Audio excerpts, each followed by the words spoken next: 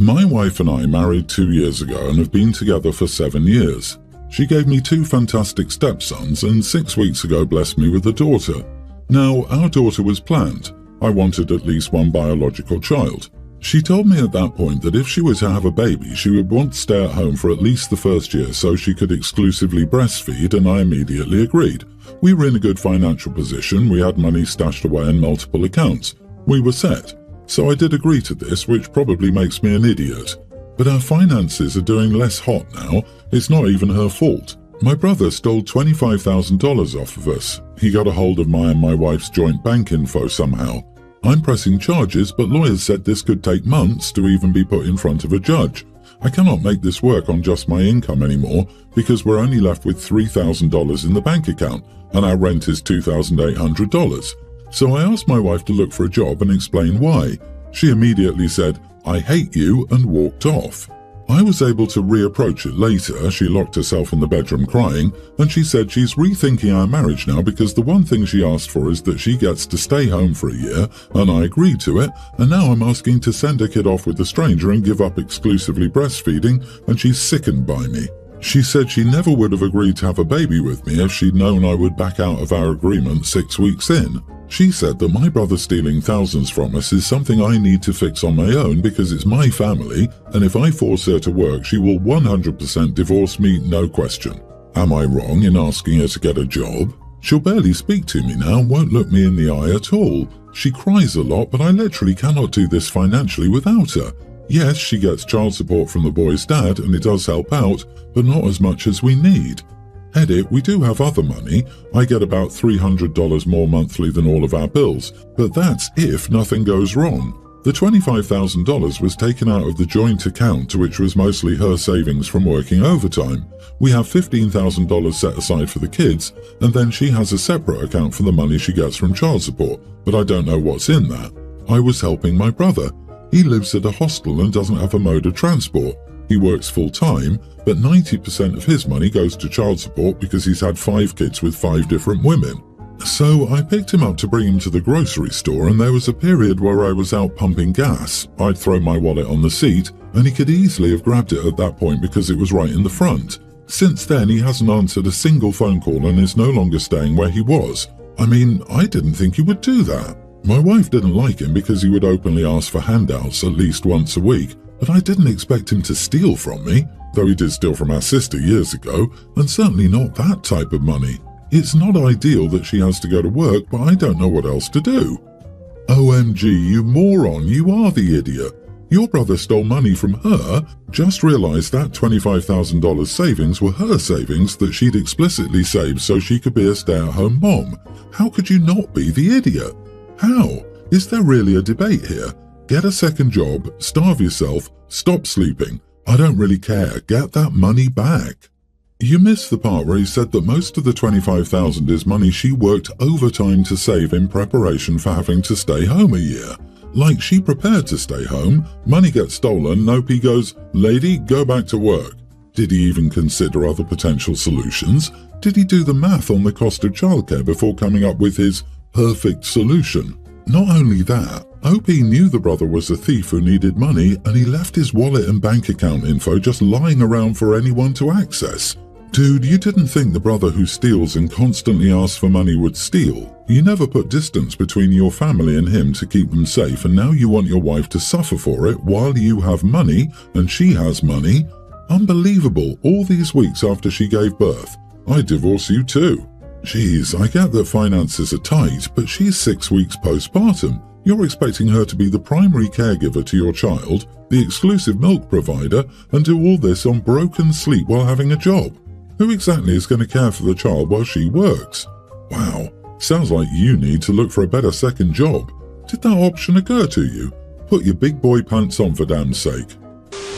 Our daughter is 7 weeks old. My wife is a full-time stay-at-home mom. Both of us want this until our daughter is at least 5, starts school and can openly communicate with us. I work full-time, making $25 an hour, and while the pay is good, I've been looking for something a bit better just so we have more fun money, basically. I got home from work today at 3 p.m. and she asked me to take the baby. As soon as she asked, though, I got a phone call that I suspected was from an interview, so I said, "Hold on a second," and took the call. It was an interviewer and he wanted to do an over-the-phone interview and asked if it was a good time. I said yes.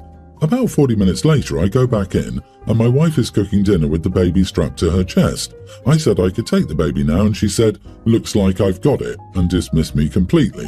She then turned off the stove, dinner was done, went into the bathroom with the baby and took a shower with the baby. I went in and said she was being ridiculous and that I had to take a phone call and she snapped. She said, "I take phone calls while holding the baby all the damn time. I cook, clean, shower, use the bathroom and shave while holding the baby. Your excuse is pathetic." Am I the idiot for not taking the baby immediately?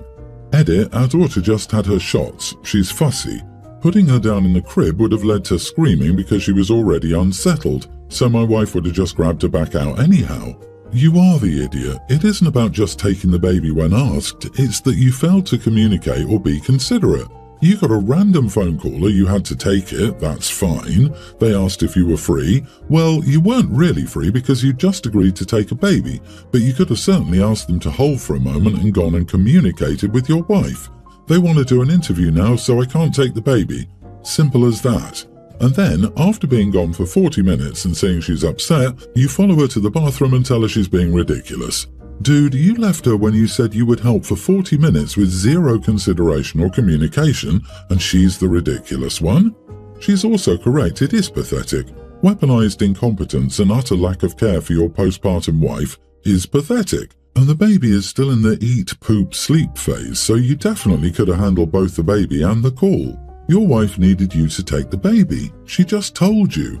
The interviewer gave you the opportunity to call back or arrange a better time. She was probably looking forward to 20 minutes without the baby to shower.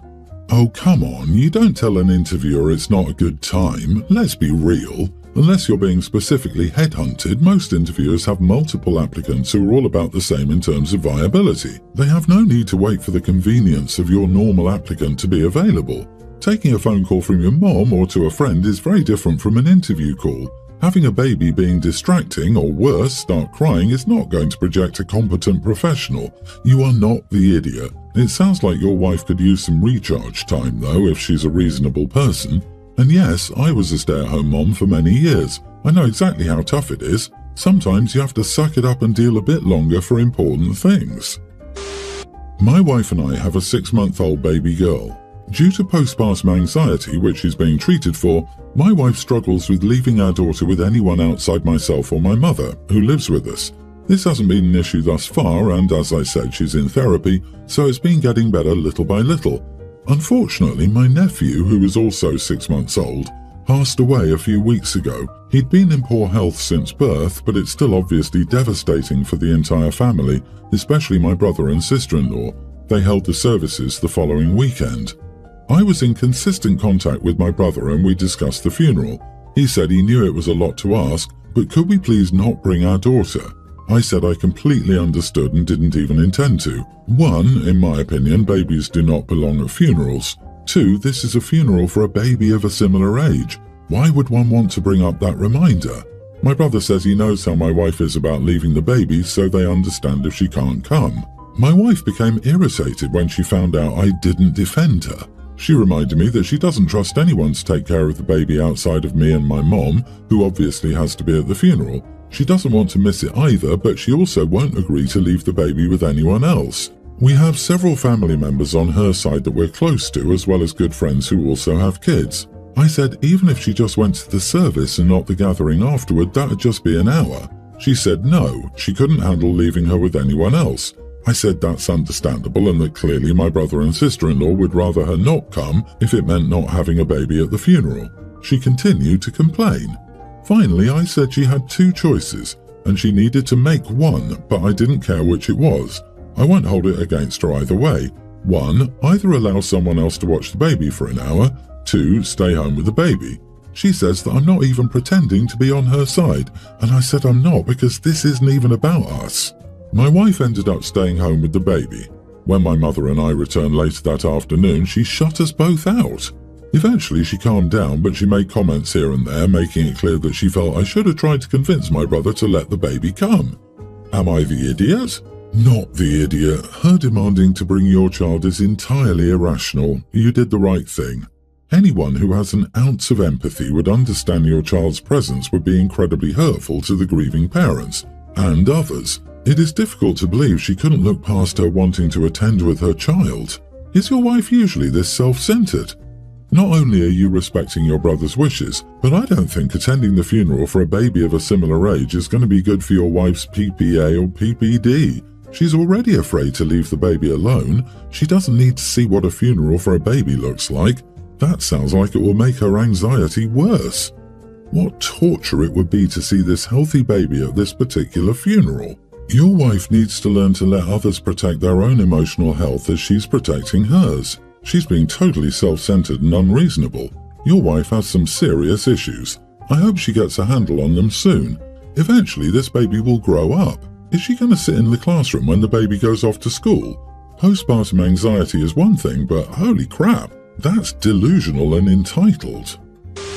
I don't think I'm an idiot, honestly. However, literally everyone I've spoken to is against me on this because it's just food. I would never make someone feel like crap over food, blah blah. I, 30 female, have a young teen son named Colby with my ex-husband. Last year, my son desperately wanted to go to Japan because his father currently lives there, and my son had been there multiple times for visits during the summer and fell in love with it. He begged me to let him live with his dad for a year, and while it broke my heart and gave me extreme anxiety, I agreed. I couldn't say no. He went there for a year and returned home in August. As many could imagine, Japan has a very different cuisine than the US, and while my son wouldn't complain about anything I put in front of him, he did make a few comments about missing Japanese dishes. So I went through a few websites, got a hold of his dad, etc., and I was able to get some of the ingredients and recipes shipped out to me. His favourite one is noodles with a dark brown spicy sauce. I can't remember the name off the top of my head, but since it's his favourite, I have his father send me the noodles and sauce so my son can prepare it for himself at home and buy him the fresh ingredients needed. Well, my husband's daughter, Tween, and I asked Colby the day before yesterday if she could have some of his noodles. He said no. He only said no because he'd made the dish for her before and she wasted the entire thing because it was too spicy. So she didn't like it, so he said no and reminded her that she didn't like it. Before my daughter could respond, my husband piped up with, "Give her some, there's no reason why you can't share." So I stepped in and said no and that she's already had it and threw it in the trash and this is his food. He doesn't have to share his food. He just kind of walks off. Well, this morning my son asked where all of his noodles were, 4 packages, and my husband said, "I ate them." I asked why the heck he would do that and he said, "Because I wanted to." To me, this felt like a big screw you because I told him my son didn't have to share his food, so I did lose it. He did this on purpose. I just know it. I told him he was a damn pig on a power trip, and he should be ashamed of himself for eating my son's food. He says I'm ridiculous and I'm an idiot for calling him a pig because he's overweight, simply because he was hungry and wanted to eat. Everyone else says I'm an idiot too. Not the idiot. Your husband seems to be on a power trip, and I think there was more than one reason your son wanted to live with his father in Japan so much. Yeah, it's just food. However, it's food purchased by your son's father and then shipped to him from Japan. It belongs to your son and your son only. He doesn't have to give it to anyone he doesn't want to, as it's a gift from his father. I really think you need to have a private conversation with your son, away from your husband, and ask him if your husband treats him poorly when you're not around. I honestly wouldn't be surprised if the answer was yes. It's time to pull the trigger on it. I guarantee you he's either been doing or saying things without you knowing to put your son down. Based on the entire situation, it sounds like he spoils his daughter and gets cranky because someone is saying no to her. And if that's the case, as she hits her teen years, life is going to simply get awful in that household. Also, eating 4 packages of noodles in one sitting just to dominate your young teen son is both a pig thing to do and extremely immature. It's the equivalent of licking all the cookies so no one else can have one. It's a far, far, far bigger issue than some stupid and very replaceable noodles.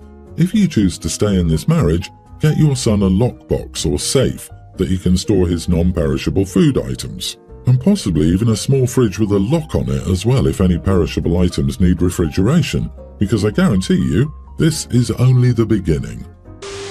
I, male 35, have been married to my wife 33 for 10 years and we have a son, pre-tween. My wife is a homemaker and I work as an engineer.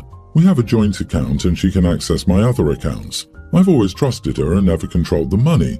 A few weeks ago, I noticed some strange money transactions going into her account in my rarely accessed account. There were several dollar transfers to her account on different days. I asked my wife what she used the money for, but she tried evading the questions. I kept pressing and she confessed. She was using this money to gamble on online betting sites. She lost over $9,000 in gambling in the past few weeks. She admitted to having a gambling problem and was trying to stop. I decided to cut off her access to our finances and give her an allowance. She was very upset and said I was being unfair and controlling. I think I'm being reasonable. I'm not sure if I can trust her again after what she did. Am I the idiot? Not the idiot. You're doing the smart thing, protecting what you still have for both of you. You'd be dumb not to. That being said, if you value the marriage, and if she does too, she needs therapy to overcome this and earn your trust back. And she needs a part-time job to occupy her time now that your kid is in school. She's probably bored and was looking for something to do when she got hooked on online gambling. I would ask her to stay with her parents until she gets help. I have a warning for you.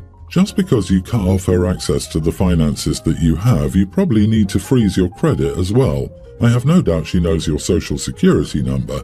She can easily apply for a payday loan or a line of credit on your house by using an online company. All she will need is social security numbers and your personal information, which I'm sure she has, along with your tax returns. I know that sounds harsh and final, but when you have children involved and there's an addict of any kind, the child's needs come first. Your wife only came clean because she got caught, so you need to lock down all your credit.